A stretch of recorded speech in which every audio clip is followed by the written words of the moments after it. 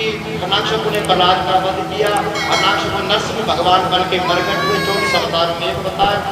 प्रहलाद ने 42 श्लोक में मेरे ठाकुर को भागवत में प्रणाम किया, 42 श्लोक में। इसके बाद भागवत में जो कथा आती है भैया वो मनमंत्रों की कथा आती है। इसी मनमंत्रों में प्रभु ने हरि रूप धारण करके गजेंद्र हाथी की मगरमच्छ से रक्षा की, इसी मनमंत्रों में। और इसी मनमंत्रों में आगे जाकर के समुद्र मंथन की कथा आती है कि एक बार दुर्वासा ऋषि जा रहे थे, इंद्र ने प्रणाम किया। दुर्वासा ऋषि ने अपने गन से फूल की माला निकाली, इंद्र के गले में डाल दी। इंद्र ने वो माला ऐरावत हाथी के चरणों में फेंक दी। दुर्वासा ऋषि ने कहा जाओ देवताओं श्री वीर हो जाओ।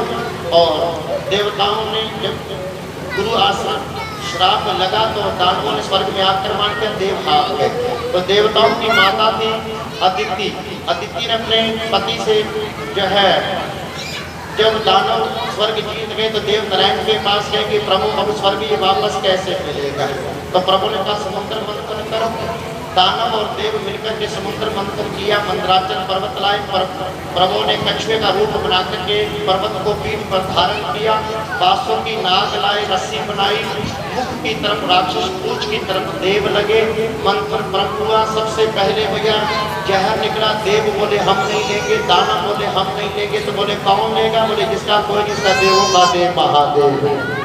महादेव ने उस जहर को पिया, कंठ में रोक लिया और महादेव का एक नाम पड़ गया नीलकंठ। बोले नीलकंठ महादेव की। उसके बाद भैया जो है गौ निकली, ऋषि ले गए। उसके बाद घोड़ा निकला, राजा बलि ले गए। ऐरावत हाथी निकला, इंद्र ले गया। कौस्तुभ मणि निकली, भगवान ले गए। कल्प वृक्ष निकला, स्वर्ग में लगाया गया। लक्ष्मी निकली, भगवान ले गए। उसके बाद अमृत निकला, दानव ले गए। प्रभु ने देवताओं ने भगवान से कहा प्रभु ये दानव ले गए। प्रभु ने मोहिनी अवतार लिया, अमृत का बंटवारा किया और अमृत देवताओं को पिलाया, नदिया पान दानवों को कराया। देव स्वर्ग जीत गए।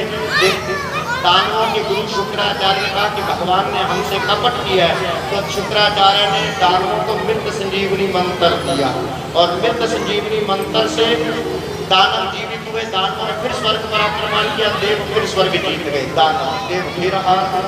तो देवताओं की माता अदिति अपने पति कश्यप ऋषि के पास गई और कहा कि अब मेरे बेटों को स्वर्ग कैसे वापस मिलेगा। तो अदिति को कश्यप ऋषि ने कहा कि फाल्गुन महीने की शुक्ल पक्ष की प्रतिपदा एकम तिथि से, फाल्गुन महीने की शुक्ल पक्ष की एकम प्रतिपदा तिथि को माता जमीन पर सोए, भोजन अमावस तक नहीं खाए। अमावस वाले दिन जंगल से सूअर के मुख से खोदे मिट्टी से सिर नहाए। तो ये माता जैसा बेटे की इच्छा करती है वैसा बेटा उस माता के घर भैया जन्म लेता है। प्रेम से गौ श्री राम। इसे कहते हैं भागवत में पयोव्रत। इसे कहा गया भागवत में पयोव्रत। ये कश्यप ऋषि ने अपनी पत्नी अदिति को बताया। अदिति ने इस व्रत को किया। भगवान के 24 अवतारों में एक अवतार वामन भगवान भैया प्रकट हुए। वामन भगवान राजा बलि से 3 पग पृथ्वी ले गए। 2 पग पृथ्वी में भैया कंगाल किया, तीसरा पग बलि के जन्म मस्तक पर रखा, उसे पाताल लोक में भेज दिया। इसके बाद भागवत में आती है मनु कथा। 2 मिनट शांति से रखना, मैं बहुत जल्दी जा रहा हूँ कथा में आती। कहा कि परीक्षित ने कहा मैं मनु कथा श्रवण करना चाहता हूँ। सुखदेव जी ने कहा राजन मनु कथा में देखो ब्रह्मा जी के मन से मरीचि ऋषि हुए, ब्रह्मा के मन से मरीचि हुए, मरीचि के कश्यप हुए, कश्यप के सूर्य हुए, सूर्य के संज्ञा नाम का बेटा हुआ। इसी संज्ञा का श्राद्ध देव हुआ। इसी श्राद्ध देव के भैया 9 बेटे 10 बेटा हुए।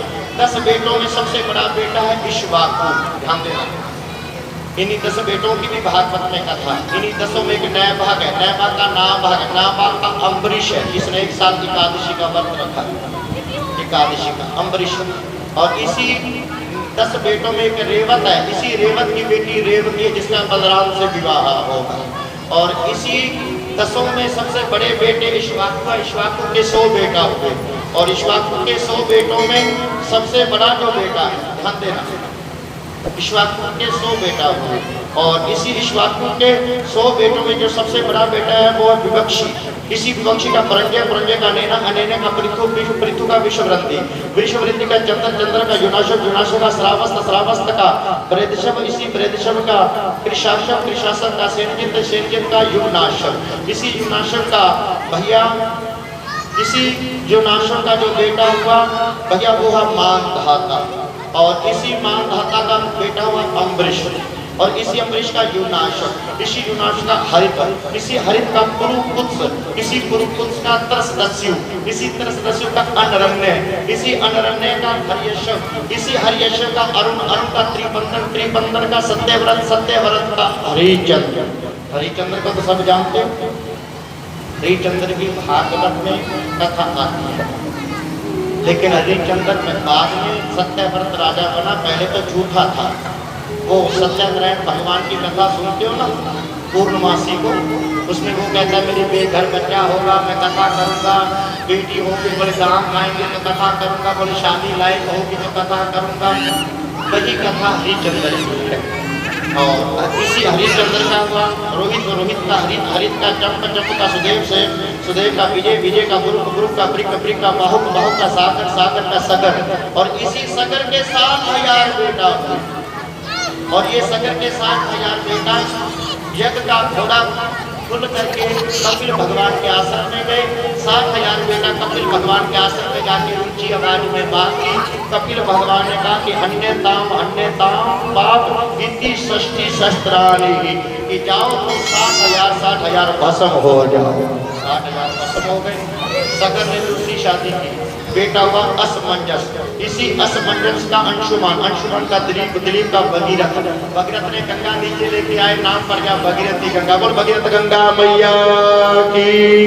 इसी भगीरथ का सूरत, सूरत का नाम, नाम का सिंधु, देव सिंधु, वायु वायु, वायु वायु का ऋतु, वन ऋतु, वन का सर्व काम, इसी सर्व काम का सुदास, सुदास का सौदा, सौदास का अश्मत, अश्मत का मूलक, मूलक का भैया दशरथ, दशरथ का एडविन, ऐसी एडविन का भैया विश्वसा, विश्वसा का खटवान, खटवान का दीर्घबाहु, दीर्घबाहु का रघु, रघु का अज, अज का दशरथ, दशरथ का राम। बोले श्री राम भगवान की जय। प्रगट कृपाला दीन दयाला कौशल्या हितकारी, हर्षित महतारी मुनि मनहारी, अद्भुत रूप विचारी, लोचन अभिरामा अनुगण श्यामा, आयुध भुजधारी, भूषण मनवाला नयन विशाला, शोभा सिंधु करारी, कर दुई कर जोड़ी जोड़ी जोड़ी, कहे विधि करो अनंता, माया गुण ज्ञाना वेद समाना, वेद पुराण बनंता, करुणा सुख सागर सब गुण आगत, जे गावै श्रुत सदा, सो मम हित लागे जन अनुरागी, पाई के प्रकाश प्रेम माता बोली बोली सोमति डोली, अजहु तात यह रूपा, लीला अति प्रिय शीला, यह सुख परम अनूपा, सुनि बचन सुजाना रोदन ठाना, होई बालक सुर भूपा, यह चरित गावै हरि पद पावै, ये मैं पर भव भूपा, विपर धेनु सुर संत हित, लीन मुझ अवतार,